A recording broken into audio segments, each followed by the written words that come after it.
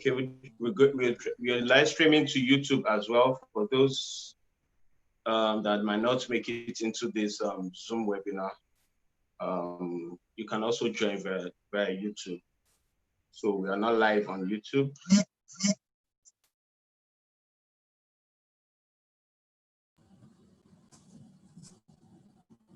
Hi, Babajide. Okay, so I think I can't share my screen yet based on the setting.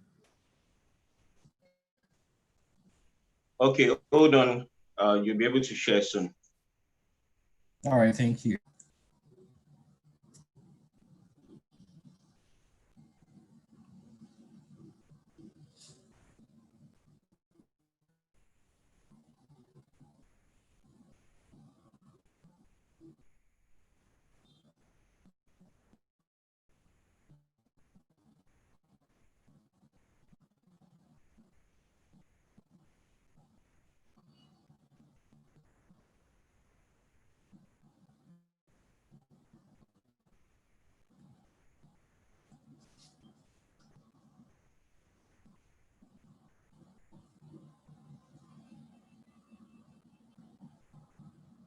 Okay, you're welcome, everyone. A brief introduction. Let's meet our speaker. His name is Samuel Akidoton, an experienced HR professional with experience that cuts across consulting, business practice, and business practice. He has designed and executed several people-centric solutions with leading organizations across diverse sectors and industries, like FMCG, retail chain, hospitality, finance, engineering, professional services, information technology, media, education, agriculture, etc. Samuel has competencies in areas of training and development, employer branding, organizational development, employee engagement, recruitment and selection, and talent management. He's a certified member of the Human Resource Certification Institute, the Talent Management Institute, and a member of the Global Institute of Organizational Development Professionals. He has been recognized as a top 150 global HR influencers, top 10 HR professionals in Nigeria, and considered by many as one of the brightest professionals in HR. He is the founder and project lead for the Young HR Professionals Network. And he will be speaking on strategic workforce planning at the first session of this conference. So with a virtual applause and standing ovation, let us all welcome Sam.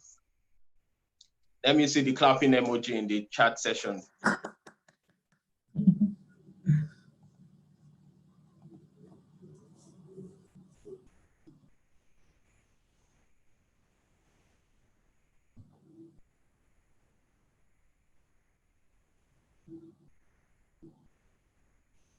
Okay, good morning, everyone.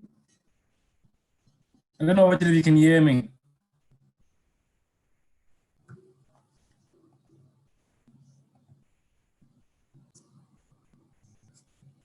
Okay, if anybody can hear me, just indicate in the comment section. Okay, I can see loud and clear. Okay, thank you very much, Faith Dada. Thank you very much, Stella. Thank you very much. Okay, so while Abajide is trying to give me access to my screen, the conversation tomorrow on strategic workforce planning, and very brief. I know we don't have the whole day to have this conversation. And I think Babajide has already set me up by giving that introduction because I don't know what he's talking about. I'm also just learning, in HR space. So I just want to share a few thoughts around what I know around strategic workforce planning. The reason I think this conversation is really expedient at this time is because we are in an unprecedented time. No one has seen Corona before.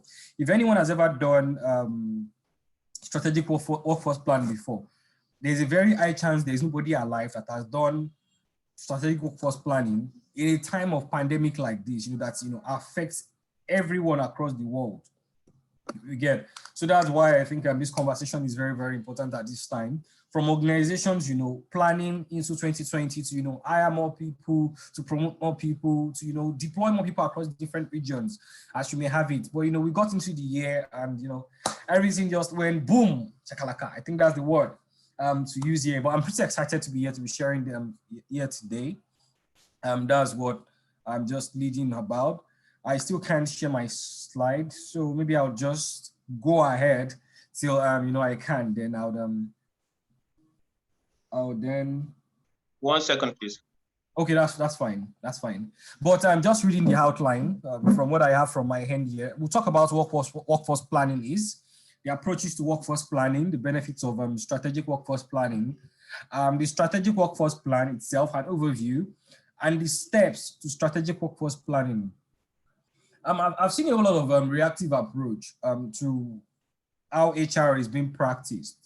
And one thing we really realized is that every function in HR sits on strategic workforce planning. So strategic workforce planning is that, I would say, blueprint. When you are erecting a new building, what tells you where the room is going to be? What tells you where the bedroom is going to be? What tells you where the walkway is going to be?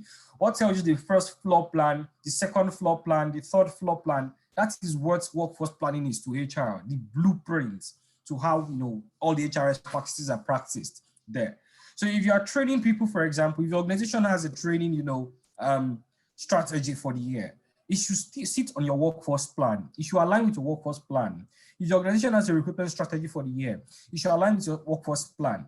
So workforce plan is like one of the most important things to do in HR. And that's why I'm excited to know that we are starting with this conversation as we have it. So what is workforce planning basically? Workforce planning is, I would not want to use a lot of technical terms there as much as possible, but it is identifying where your organization is at, where your organization wants to be from a people perspective. Where are we now? Where do we want to go to? There is most likely, a gap that sits between where we are and where we want to be. So workforce planning is, taking it step by step, how we can go from where we are to where we want to be with regard to the quality and quantity of people there. There are other contexts that also, affect this, the quantity and quality. It also speaks to the timing.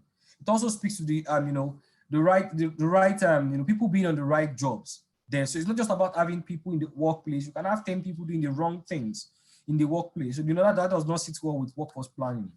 So basically, it speaks about how an organization analyzes its current and future workforce needs based on its commitments, plans, and objectives. So we could say an organization wants to, so many things happen that make organizations want to either recruit, train, pay their people, and many other things. Okay, let me turn on my video. Why did I say I should turn on my video? I wish I didn't have to.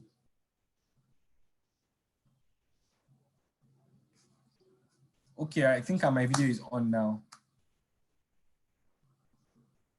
Okay, I think my video is on now. But what I'm just getting at is that it's identifying where an organization is and where they want to go to. And one of the things, the key things to consider when we are talking about it is that there are many things that make organizations, there are many reasons why an organization should have a strategic workforce plan. Number one, for example, maybe they are merging with another organization.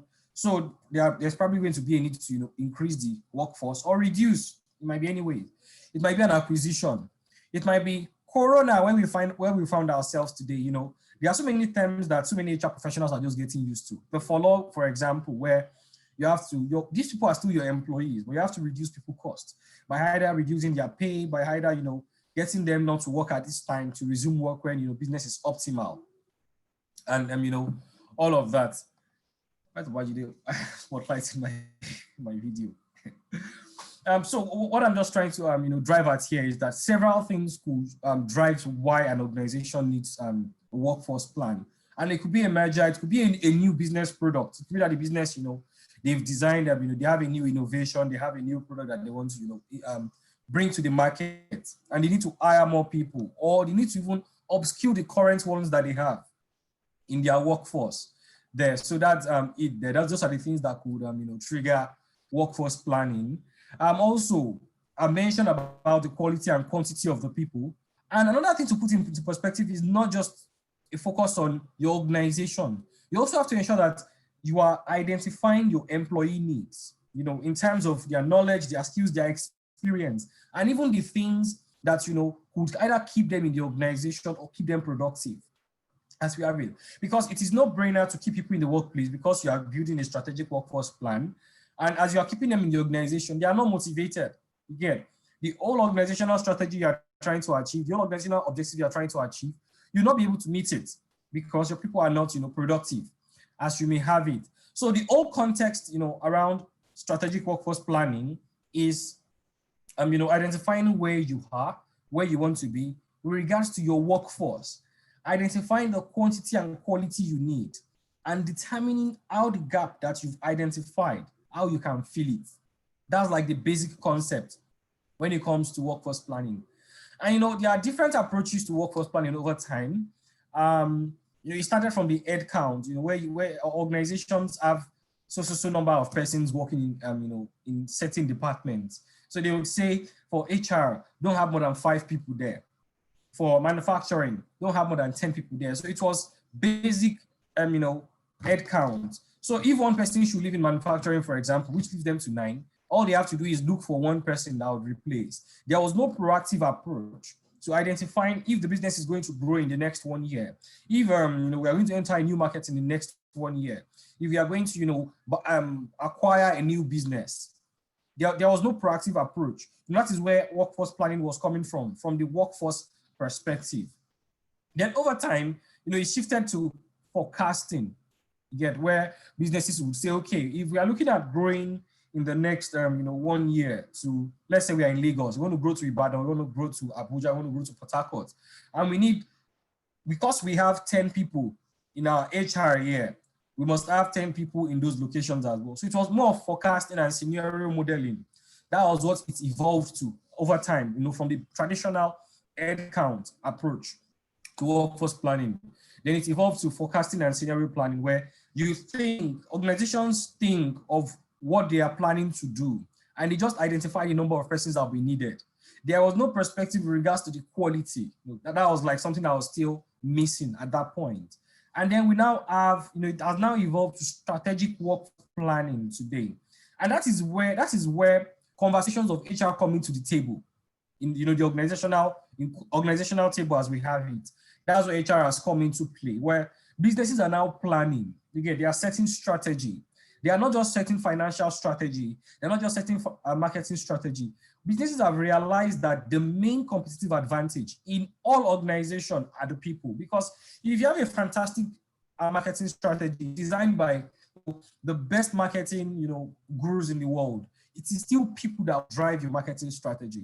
If you have the most accurate and spectacular, I just want to use that word, finance strategy or investment strategy to make all the money, it is still people that will help you in achieving whatever strategy you've designed. So it is important to not just have the right number of persons, but also the people that have the knowledge, skills, and experience to drive whatever business strategy and organization has set aside. So that is why HR has come to the table, to engage other business leaders in high-level discussions, to identify the broader workforce implications with regards to how many people do we need in this business function? What's the quality of people that we need? What are the needs of these people in this business function? So it is more strategic, such that we are not just thinking, the business is going to grow. You're not just feeding HR information to say, in the next 1 year, we'll be doing this. What do you think you want to do? HR is now at the table where we are thinking together, we are strategizing together. And that's where strategic workforce, comes to play. So looking at the benefits of strategic workforce, basically, from where we are coming from, it has a whole lot of benefits, to an organization. And one of it is it reduces, I'll pick it from two perspectives. I would say quantitative and qualitative. So on the quantitative side, which speaks to numbers, it reduces voluntary turnover. And the voluntary turnover here is what we call resignation, averagely. So when people, for example, when you have a good strategic workforce plan in place, People understand what they are supposed to do. People understand where, what job function they're supposed to be on. People, there is nothing like work pressure, because you have the right number of persons doing the amount of job you've shared with them in different business functions or divisions. So people are not facing, pressure from work. They have access to work-life balance because you are not understaffed. That's the word. So it reduces voluntary turnover. That is one of. I think is greater return on workforce investment. When there's something we call competency framework. Competency framework is a output from having a good strategic workforce plan. When you have a competency framework, for example, you understand the skills your organization needs. Now, you understand the skills, the knowledge, the technical competencies, the behavioral competencies, the organizational competencies that your organization needs now and in the future. And when you identify it, when you are recruiting, you know the skills or competencies you are looking out for. When you are training, you know the skills and competencies you are training your people for.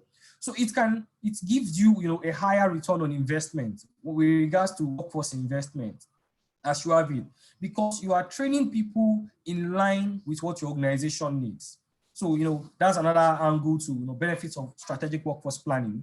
Also, high employee engagement is another thing, because people are excited about what they are doing. They have the right skills. They are working with, the right set of people. One of the most frustrating things for people, according to study in the workplace, is when they are working with incompetent people. It's really frustrating. But when you are hiring the right set of persons, when you are developing them the right way, people, when people work together like that, they have better, employee, and you experience higher employee engagement as you have it. Another thing is increased internal recruitment. My experience has exposed me to a very good to a recruitment to a large extent.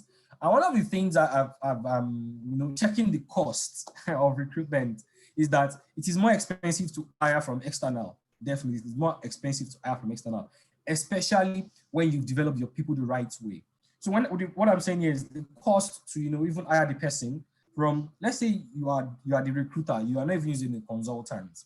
The cost to hire the person, your time as an individual, as a recruiter, is cost. The time the role is vacant for that person to resume in your organization, it is cost. That job, there's a cost attached to that job. It is cost on its own. The time for that person to adapt to the new environment, it is cost as well. So it will reduce, your cost on recruitment when you have the right set of people in your organization, when you can develop the right set of people, because you know the skills they need to grow into the future that you are visioning as you have it there. So it reduces the cost on your recruitment, for example, because you are doing more internal recruitment. You are also helping people identify the skills they have and how they can transition across the organization or be deployed. Another thing is increased internal recruitment and also more robust leadership pipeline. So when we see organizations today, okay, can we have the slides after this session? Oh yes, sure, you can have the slides. When we see organizations today that they have graduate training programs, and when they take them through their graduate training foundation school, they call it training school. There are certain things they train them on. There are certain experiences they expose them to, because they are trying to build, a succession plan. And that's why some organizations have routine graduation programs where for 6 months, they train this set of persons, then in another maybe 1 year, 18 months, they bring another set of persons, and they grow them through the system, through accelerated programs, through management training programs as you have it. The idea between all of these programs is not just they are not just nice to have. It's because there is a strategic workforce plan that is plugging the talent, pipeline in every organization, structured organization as we will have it. On the qualitative side, which I've touched on a few things, there. Better budgeting for talent needs. You're not just reactive. When you do proper strategic workforce planning, you will see certain trends. You will see certain trends that you need to address from time to time in the organization. Maybe there is a certain business function, maybe technology. People there stay an average of 2 years, 3 years. People in other functions stay an average of 5 years. You know the rollover, the turnover time again. Even if it is not just peculiar to your organization, maybe it is a market thing.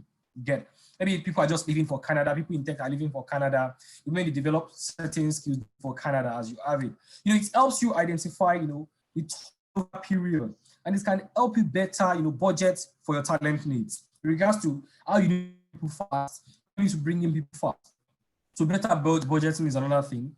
Better ability to also manage critical skills. Critical skills are skills that are, at the core of, a business, that are the word is strategic value. Critical skills are skills that, align with an organization's strategic value. And I'll just cite an example here. A pilot, for example, in an aviation company possesses critical skills for that industry because they are the core of the business. You get, without a pilot, there is no aviation industry as you have it. So those are like critical skills. So it is identifying critical skills and how to better manage them, how to better develop them over time as well. Also, another qualitative benefit of strategic workforce planning is it gives HR, the leverage to contribute strategically. I think that's another benefit of a strategic workforce planning, because if the organization is planning and they're only giving you reports from the meeting or minutes from the meeting, it means HR is not contributing. But over time, we've seen that HR, has come to the table. And one of the ways we can stay there is by having an effective strategic workforce plan, as we have it. And then the last thing I would want to mention on benefits of strategic workforce plan is the ability to identify and address skill gaps. You get, this is one of the major concerns, of CEOs. There was a study by PwC, that was assessing what were the key concerns of, CEOs across the world. And about 62% of them said, skill gaps, because you can't deploy a new innovation, you can't deploy a new idea, you can't deploy a new product when you are not sure if your people have the right skills, to either, develop, design, execute, or even take it to the market. It's like a big concern for CEOs. So when we've done strategic workforce planning very well, it helps us identify skill gaps, and even before they become very important to the business to have, before they become critical skills, you've developed your people proactively. One of the key things I've seen during this whole pandemic period is that so many people have very poor technical skills with regards to the use of technology. And it is showing because the organization has not made digital readiness. They've not made, digital transformation from a skill perspective a top priority in their organization. So we have people struggling through meetings because they cannot use basic tools like Microsoft Teams, Zoom, and the likes. So, that's one of the key things that strategic workforce planning can help us do in HR, identify skills gap, and let me just run very fast. So the next thing I want to mention here, which I think I've mentioned, is there's a maturity curve, to workforce planning. But I think I'll just, because the slide is more detailed, and I wouldn't want to go because of our time, I'll just skip it. But basically, what the workforce planning maturity curve talks about is how we go from the old head counting, from just counting people, assigning numbers to people, seeing people from a quantity perspective, to seeing them from a mix of quality and quantity, such that people are not just numbers in the workplace, but they are more functional and strategic. So if the person is in HR, we can identify how HR, adds value to the organization. We can identify the kind of person that will thrive in HR. We already identify the skills required to thrive in HR. Okay, and that's why we have several, body of knowledge today, defining HR competencies, and many organizations have adopted so many of them. There, people are no longer becoming functional. You're not just an HR professional. You're a business professional practicing HR. That is the strategic side of it, and that is how workforce planning has matured over time, where people are not just numbers, they are becoming functional. So they are professionals on their respective jobs. But rather than being just professionals, they are business professionals, in their respective expertise, as you have it. So that's what the workforce planning maturity curve talks about. And I'll now go very fast to, the strategic workforce plan and overview. And there are three core things, that sits and, at the core with strategic workforce plan. Even though it comes from your vision as an organization, the mission of the organization and the strategy is what defines the strategic workforce plan. But there are three questions that we must always ask ourselves when it comes to building a strategic workforce plan. And the first is, what does our future workforce need look like? So our organization is saying, we are here now. What does, the future workforce need look like? From numbers, from quality, at what time will we need them? You get? So that is what the future, we're asking ourselves the future. What does our future workforce need look like? The next thing is, what does our workforce look like now? Well, this is where we are. What does it look like now? You get? So we have looked at what does it look like in the future. We want to be, an organization that is providing, technological products to our customers. But our people currently are still struggling with, the basic technology. That is telling you that there is a gap. So where do we want to go to? Where are we? And the third question that begs so much is, what do we need to do to close this gap? And that is what feeds into all HR expertise. Do we need to train our people?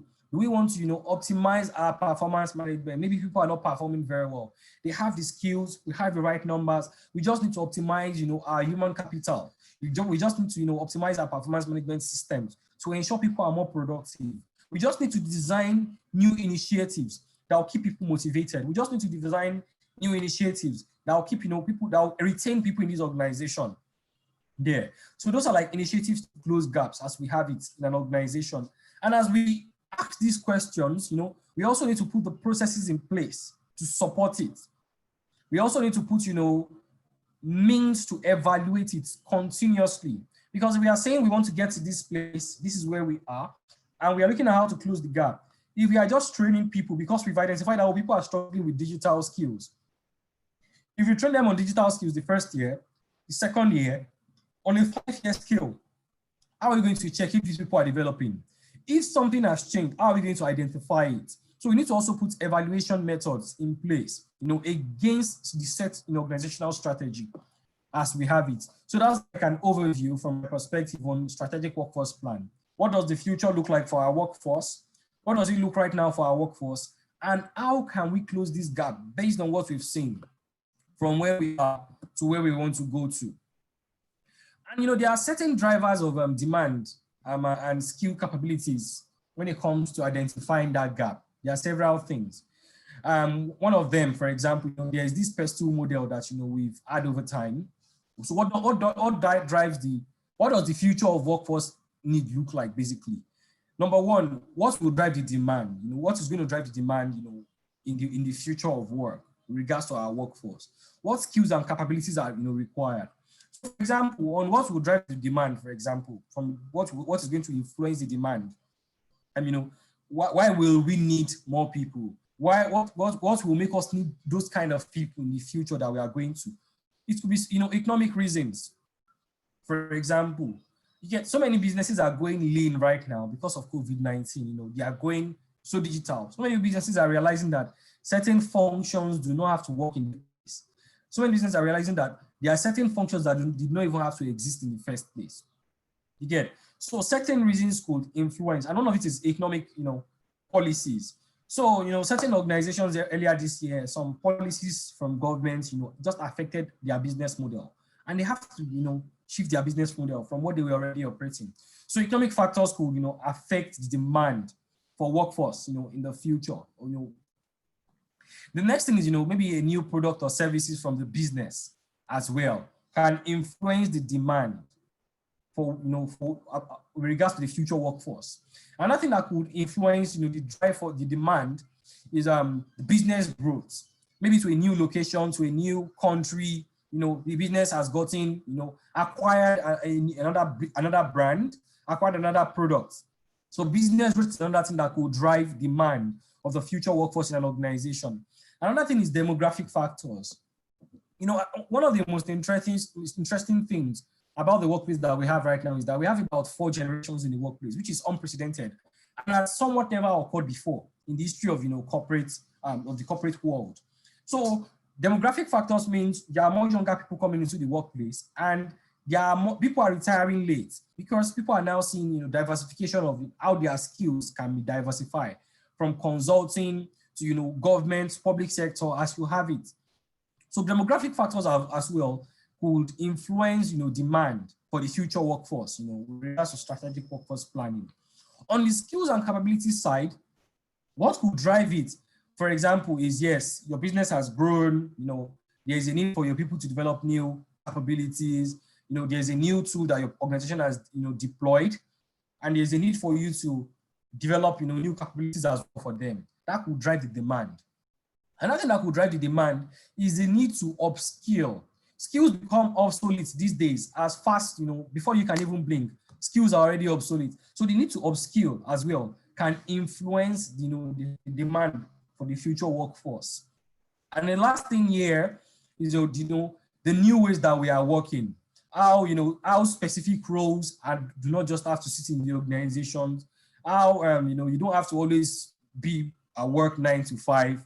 And this also needs for us to develop new ways of working, from communication, from collaboration, to many other things. It's going to change the kind of way we develop our people.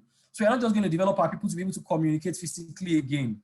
We're not just going to, develop our people to be able to, only communicate via email.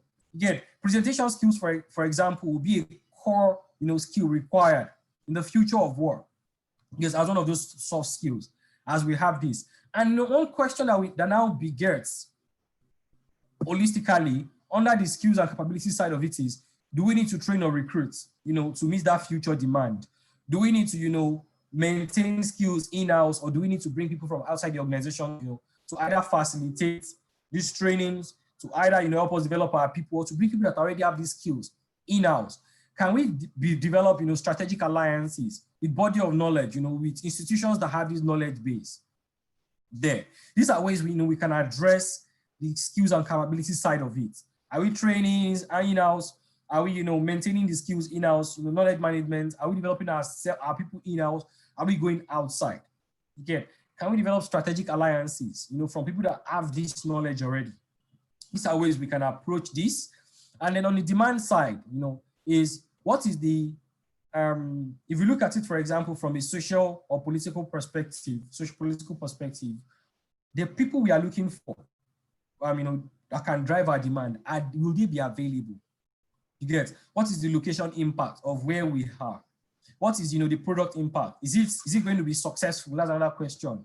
You are deploying a product or service. How fast are we going to scale when we get there? This is from, the future workforce demand. The next thing I would ask is, what does the current workforce look like? So this one speaks to checking the current demographics in your organization. So how many employees do we have? Full-time, part-time? How many do we have, on different, grade in the organization? How, if we are looking at where we are currently, do we have temporary employees, casual employees, contract employees? Are we engaging people based on, length of service? Again, if your organization is one that is project-based, for example, you need to define these things per time to say, this is where we are. These are the kind of projects that could come in the nearest future. And how do we prepare ourselves based on where we are? So you need to be able to define, categories of employee contracts there with regards to full-time, part-time, temporary, or permanent employees. Another category you need to check about your current workforce is the cost. You get what is like the overhead cost of all your employees? What are like the fixed, labor costs that you have in your organization? What are the variable costs that you have in your organization? Again, those that come from time to time, consultants, as you have it. The third thing, under checking your current workforce, is what is the demographic profile? From the gender, we have a lot of conversations around diversity and inclusion in the world today. And the reason this is a topic, that many people are discussing is because we have realized low representation of, females, for example, at the senior level in many organizations. And it is also part of strategic workforce planning, identifying that where we are currently, we do not have enough, women to grow into our leadership. So the only way you can identify this is when you can also check from the demographic profile of your gender. You can also check ethnicity. I've heard before, some organizations say, oh, this organization is Yoruba organization, is an Igbo organization. The reason is because probably biases has, exposed them to hiring more of people like them. So with this, these are questions we need to ask ourselves, even from an employer branding angle. Are we positioning ourselves as the organization we want to see ourselves in the future? If we are not, how can we change this, even from a strategic workforce planning perspective?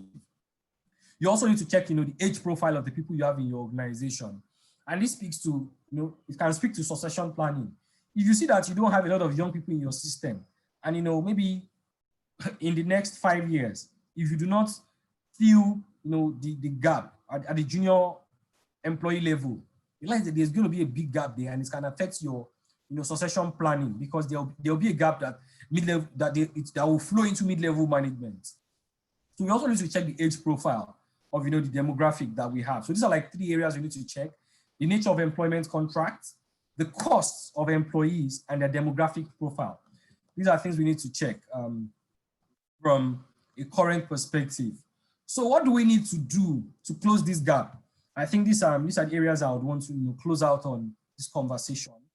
So how will we change our labor mix? You get, these are questions we're asking ourselves. The workplace has gone from full-time employees, part-time employees. We now have shift workers. We now have flexi workers that, they just come into the office as you need them, need basis. You get, does this fit into the model the organization is trying to build? Do you still need full-time employees all the time? I know of a digital organization in Nigeria here that, they don't have more than 30 employees. You get, but every other function, it's not like they have every organizational function, but anyone that is not core to the nature of their business. Okay, I'm not sure I understand the need for what. Let me just check. Okay. What do we need to close the gap that we've identified between where we are and where we want to be? I believe that's what I said. And what we will say is, how will we change our labor mix? Do we want to always have full-time employees? Do we want to outsource? Do we want to have flexi workers? These are questions we'll be asking ourselves from, the labor mix perspective, which speaks to employment contract, full-time, part-time. There's a need to also check, do we need to increase our headcount? We have organizations today that, they have people that they are working in Asia, US, they've never met them, but, they've outsourced certain services to them. So you have to check your business models to identify. I'm the one that can hear Samuel clearly. Okay. Sorry, can everyone hear me?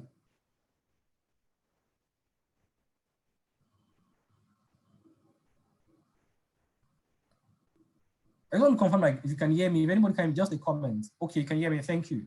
Okay, so I have a question here that says, okay, thank you. So I meant the method you listed in checking out current workforce. I didn't get the first one. Okay, checking current workforce. Just to step back. Okay, so the first one there is how, what is the employment contract like in our organization? Do we want to keep people, where are we currently? Most organizations have it as full-time or part-time. And that's what I'm already addressing here now. To say, how will our labor mix change? Are we still going to be having full-time employees? Are we going to be having part-time employees? How do we ensure that we have a good control over our headcount? You get, and that speaks to quantity. How do we ensure that we'll be able to have the right amount of people per time? Again, are we open to outsourcing? Are we open to having flexi workers? That's just what I'm trying to address here, as you have it. Also, and this also speaks to how do we attend to questions of retention? How do we attend to question of retention? Because as we are also checking available options regards to your labor mix, you also have to check, as we are bringing in, are we also ensuring that we are developing plans to keep them as we have it? Then after that, I've mentioned one, how will we manage our labor mix from an employment contract perspective? The next thing here is, how are we going to manage costs? Again, how are you going to ensure that our overhead cost, does not exceed what we've planned? How do we ensure that we are implementing the right reward and recognition strategy to keep our people, but we are also, not exceeding our, our budget or our plans as we have it? How do we foster employee relations, in the organization? That's another thing to really consider as we have it. Also, how do we also ensure that people are also productive? That also speaks to cost to a very, very good extent. How do we ensure that people are productive? And then one of the ways to ensure this is, clearly communicating performance expectations, KPIs, having effective performance management, structures and systems in place. And also having policies that, enable people is very important also in regards to managing cost. Because if you're not managing people properly, there's a high chance they would leave. And this means, more cost for you in regards to either bringing in new people, training them, and the likes. So enabling policies are very, very important at this stage as well. And how will you move your demographic profile, which is something I think I mentioned a bit earlier, from, your gender, creating gender balance to having, ethnical balance, cultural balance, that's the word. And also ensuring that you have the right mix regards to age in your organization across all levels. You get having the right, mix in regards to employees on each cadre, such that if you want to promote 10 people in your organization today, they are readily available people with regards to skills and numbers that can fill in those positions of those that you've promoted as you have it. And as you're also doing this, who are the people you can connect with, to bridge this gap? Professional organizations, that can provide you with all the kind of people you are looking at. So that's the key question. How do we close this gap there? And that's where workforce planning, strategic workforce planning comes into place. So I'll just run us through the steps, which is a few of things I've mentioned here today. Steps to strategic workforce planning. The first thing is to set strategic direction. You get it? And setting strategic direction here means identifying the internal business considerations from your organization, our people, their skills, numbers, other factors that can influence them. Also, external factors, for example, labor market. The people we are looking to hire in the next few years, are they available in the market? That's when you have to consider, do we need to train our people or do we need to go outside? External factors. Are there policies, labor law policies, that makes it easy for us to find the kind of talent that we are looking for? Does the education system, for example, support, or develop the kind of talent we are looking for? So it can help you set your strategic direction when you map external factors and your own internal business, consideration to identify your business direction from a workforce perspective. The next thing I want to mention here is, workforce analysis. You've identified the factors, that affect your business from an internal and external perspective. The next thing you have to do is, from where we are to where we want to go to, what is the demand? And the demand speaks to the future. It speaks to the future to say, what is that future going to look like? What will be required at that future from, a skills perspective, a quantity perspective, and all of that. And when is even that future? It's very important to identify the time there. And then the third thing I'll mention here is to assess the risk. So, look at how you can mitigate this gap. How can I mitigate this gap? I read of a case study of some Olympic competition some years back where they were recruiting for security personnel. And they realized that they had not planned well enough. I think a week into the program, and people were getting harassed, robbed and all of that. They had to, because they did not have time to recruit and train security personnel to manage the event, they had to recruit military, personnel impromptu because they already had the training, to manage crises. They had to recruit them impromptu because they did not have a proper workforce plan with regards to managing security, for that program. And what happened was that FIFA, the IOC, if I remember very well, the Olympic committee, they fined this organization about $80 million because they did not have the right strategic workforce plan. And it was negative feedback for the organizers of the event because they felt it was something that could have been mitigated well ahead. So even from an HR perspective, when we are building a workforce plan, is it that when we get into the future, we realize that we can't attract talent because we've not positioned our organizations well? When we get into the future, we realize that we cannot identify the kind of talent that fits into our organization because we've not done certain talent mapping or skill mapping in our organization properly. So it's important for us to assess this risk because if we get into that future that we are envisaging and we are not ready for it from a people perspective, it will be, it will be a huge cost for our business.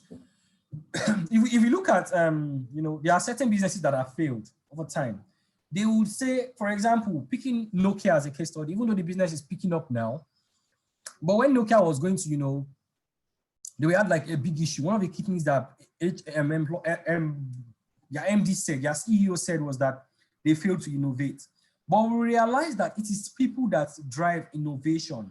Innovation does not drop from machines. It does not drop from, PowerPoint slides or, Excel sheets. It is people that drive innovation. It's people that, deliver innovation, people that design innovation, as you may have it. But if you've not projected what the marketplace needs in the nearest future, and if your organization has even identified what the marketplace needs in the nearest future, but you do not have the people that can help your organization meet that need, that is a very, very big risk there. So we need to assess the risk with regards to that gap that exists. What can it cost my organization? Then we need to develop a strategy in regards to how we are going to meet that workforce demand that we've identified. Are we going to recruit? Is it succession planning? Is it training? Is it designing, total rewards to keep our people with us? As you have it, you develop a strategy that is actionable and relevant to your organization. You get, it's very important. The next thing here is, you implement, definitely, you develop your strategy, implement your workforce planning strategies as you've had it. And I mentioned earlier, monitor and evaluate. The only way you can know if you are making progress in line with where your organization is going is when you are monitoring and evaluating the progress of, your strategic workforce plan as you have it. I think we have about 10 minutes more, so we can take questions. But what are the challenges basically people face, with regards to, workforce plan? We have many things, basically, many things. The skill gap is there. That's one of the key things. The skill gap is there. The Nigerian education system, for example, does not prepare people well enough for the workplace. So it imposes it on organizations, to be able to they need to develop their people, even from the entry level, as you have it. So that's more cost on training. That's one challenge on its own. The multi-generational workforce as well that we have, we have baby boomers, millennials, Gen X, Gen Zs in the workplace today. And each generation, they have different workplace expectation. So how are we going to define policies? How are we going to design programs that would, that will not just be generic to everybody, but that can meet each generational need as they arise in the workplace? Very, very important. Very important. So multi-generational workforce as well is a big challenge, for HR professionals with regards to workforce planning, because you have to design to fit for each generation. Then the next thing is higher cost of, scarce skills. There are many scarce skills today in the workplace, from technology skills, to even finance skills, some financial analysis skills. They are very, very difficult and, expensive to maintain in organizations. Also, changing career patterns. Before now, people used to work, and look for what they call, what's this thing? Long service award. That's the word, long service award. But today, people are now changing jobs due to access to information, due to technological changes, due to Canada, and many other things. So there's a need for organizations, to identify these changing career patterns and how to retain their people. It's very important. The traditional career, way of, promoting people, everybody in an organization every 1 year, every 2 years does not work again. There is now differentiation and, segmentation of people in the workplace to identify people that they consider as talents and promoting them as they add value in the organization. So years of experience is no longer, strategic value in an organization. It is how your work adds value to the organization that is now the key differentiator. So they are changing career patterns and expectations from people, from the employee and from the organization. So this is another big challenge, for HR professionals to building workforce plan. And I'll run, very fast so I can close this session. So there are 5 things we need to get right when it comes to workforce planning. The first thing is to ensure that we have the right number, the right size, the right number of people in the right roles. You get spending the right amount of time, doing what they are supposed to do. It is not just about having, the right number of persons. It is also ensuring that you have them on the right roles. Very, very important. Okay, I'm just trying to ensure the numbers. Okay, so I'm just trying not to miss any question. Okay, well, I think Babajide said we'll take questions after this session. So having the right size, it's not just about having the right size of people, it's ensuring they are on the right roles as well. So that's the first thing we need to get right when it comes to strategic workforce planning. The next thing is to ensure they have the right skills.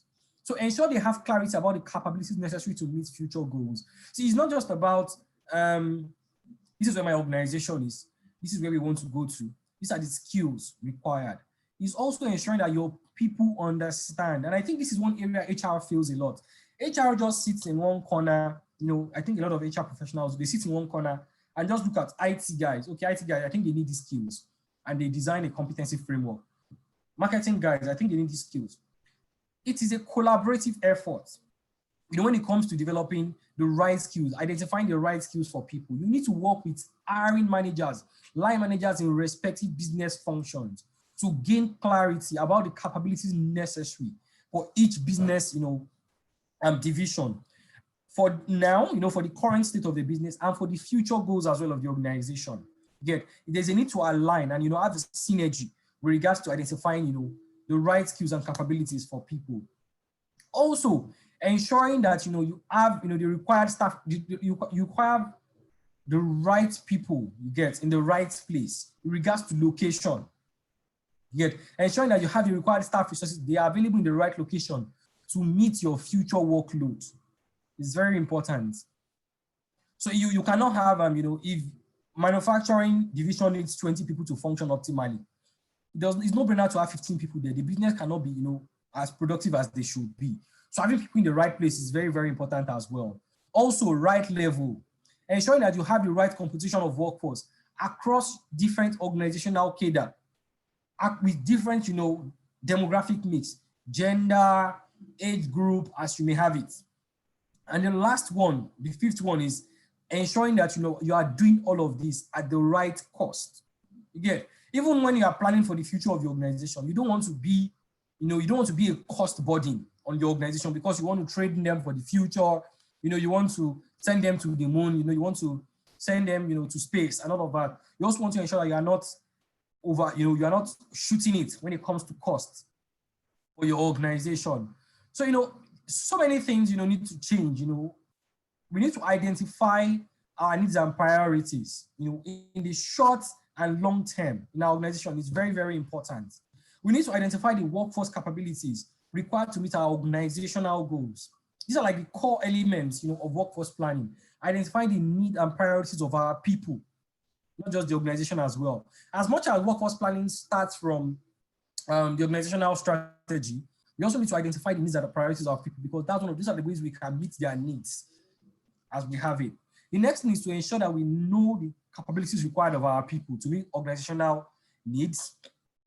The third thing under, you know, to consider, one of the core elements to consider under workforce, strategic workforce planning, is to ensure the quality and quantity of personnel needed in the, you know, in your organization are already there. You can't be having a workforce plan and everybody in your organization do not meet what you are looking for. There's a problem. You get, so it starts to start now, not in 5 years. There, we also need to identify how, you know, that gap is going to be filled. You get, with regards to the skills, number, and expertise required, you know, to meet that gap that we've identified. And the last one is to develop sustainable sources, you know, to meet these gaps. It's not just about, you know, we've done it in year one. That's why we have to monitor and evaluate. If we've done it in year one, if it did not work, we need to develop another approach, you know, to meeting that gap, that skill or, you know, or quantity gap that we've identified. And this can feed into many things. It will definitely influence your organizational strategy. It definitely influence, you know, the competency framework you're going to develop. It will definitely influence employee initiatives and programs you're going to design. And it's also going to influence the kind of plans you make from an HR perspective. To close out this, you know, conversation, areas I believe we can develop, address talent gaps. Restructuring is one of it. You know, identifying how you can restructure your organization. If there are too many people in certain business function, how can we redeploy their skills to other business functions? If if it is recruitment, you don't have enough hands, that's another way to address talent gaps, from a quantity perspective. And it can also be skills. Also, development planning, where you are preparing your people for the future. Development planning and leadership development, I think that works. Development planning and leadership development. Also, outsourcing. Any business that is serving more as a cost center to your organization than is adding strategic value, it is just advisable to outsource it as you have it. So outsourcing is another option. Succession planning as well, another option, and developing having a career development framework where people can see their career path is also another strategy to aid retention in your organization. So thank you all very much for your time. Thank you all very much for listening. I think I'll want to drop it here at this point, and I'll be open to questions from here going forward.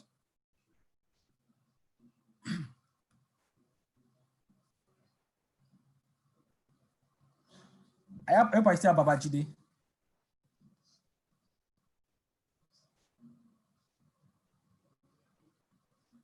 Thank you very much, Sam. Yes, I'm here.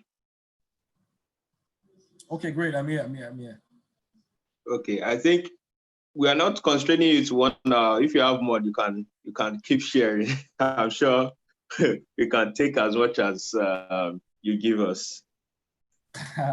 Okay. Well, a few other thoughts I would just want to share around workforce planning as we have it. They are not. I think there are several things, because when we mention workforce planning, I think the things people focus more on new products. Corona, for example, is something that we did not see coming and has affected many organizations. Globalization is also another thing that affects workforce planning, where different. Thank you, Mr. Kiyode. Different organizations, different policies rather guide different organizations in different territories. For example, if you work with a multinational, you realize that policies or the programs you can deploy in Europe are different from the ones you can deploy in the United States, are different from the ones you can deploy in Nigeria as you have it. So I think globalization is another thing that affects workforce planning there. So that's I'm not sure I have any other thought I want to share. I think I've said most of the things I want to say, but basically we need to identify, we should not just see ourselves as HR professionals, we should not just see ourselves as HR professionals, we should see ourselves as business professionals providing HR services to our organization. So there's the need for us to identify what our organization does.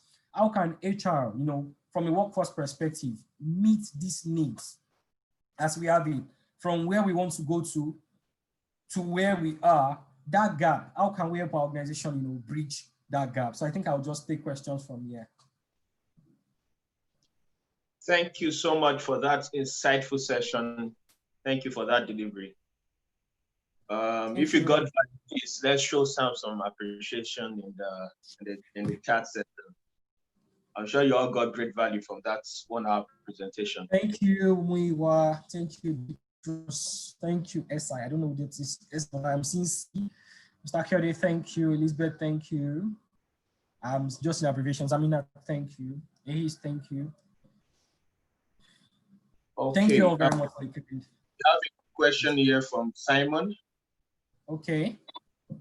Okay, the question says, do you think there was a disadvantage of having only one type of gender in a department? I asked this when you mentioned that there must be a right mix. Did you get that? Yes, I do. So the thing is, when it comes to gender mix in the workplace, study has shown several things.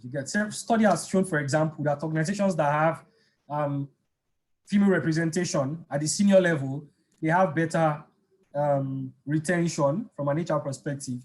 They have better financial performance. They have better employee engagement. And these are things study has shown over time. But I wouldn't say there is a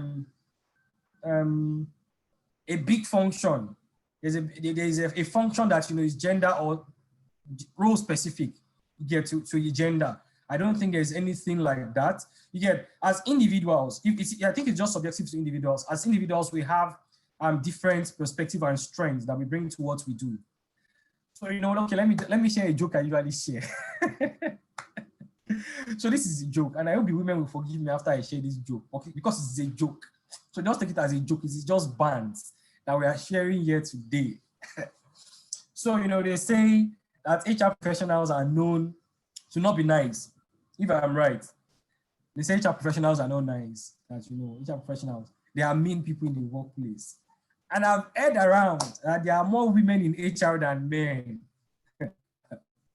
So should we say that it is the women that are responsible for it because there are more women?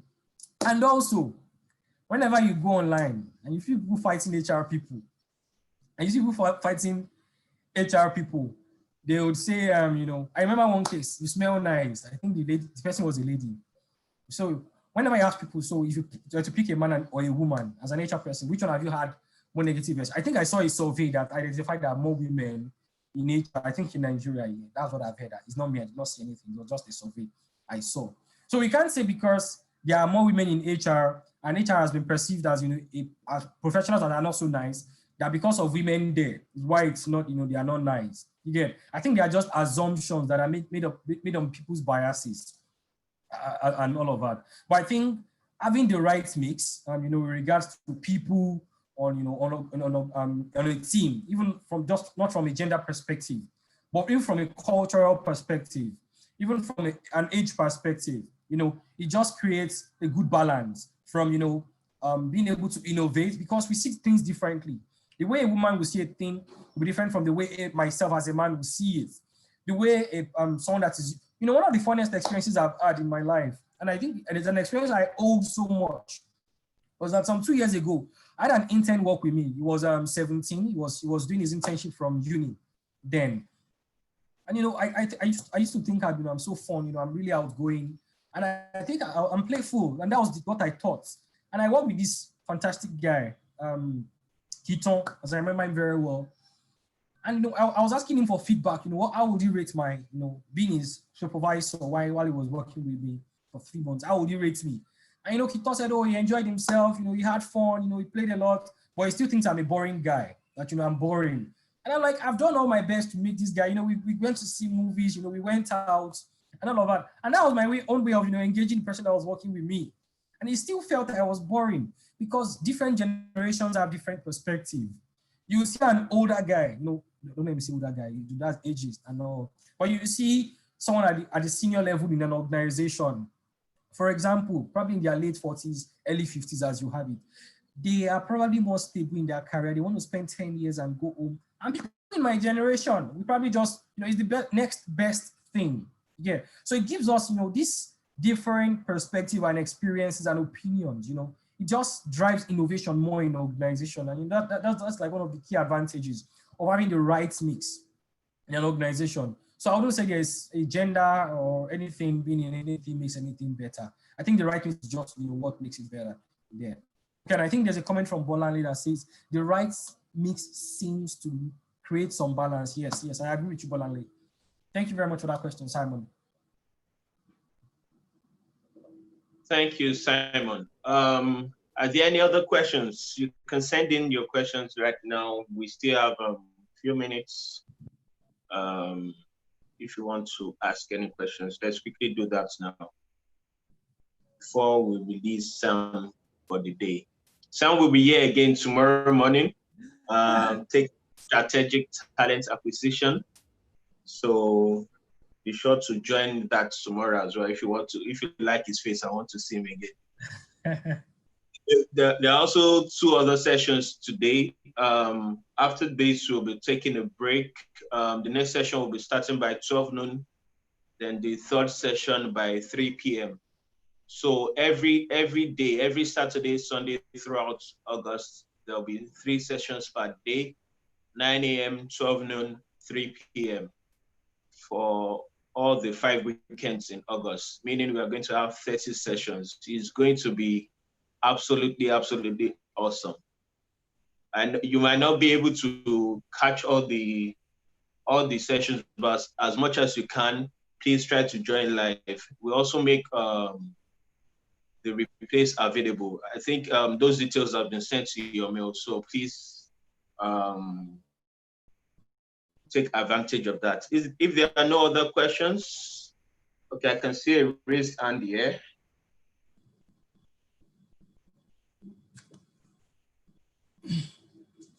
I can't see it again. Someone raised their hand. I don't know whether that was an error.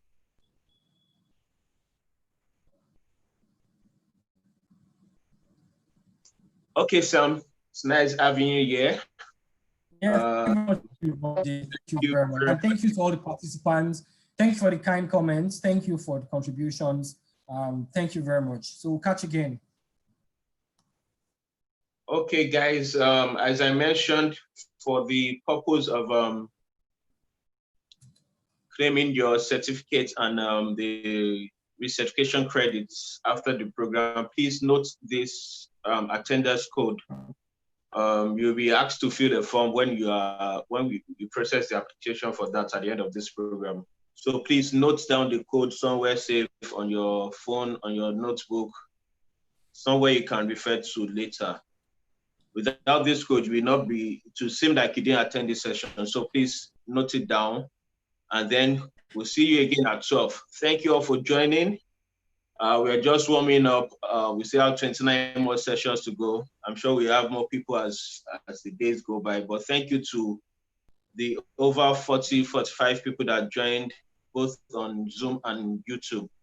Thank you all very much. See you again at 12 noon. So you might go have breakfast now so that you have something in your tank. We still have 2 sessions ahead. Thank you again.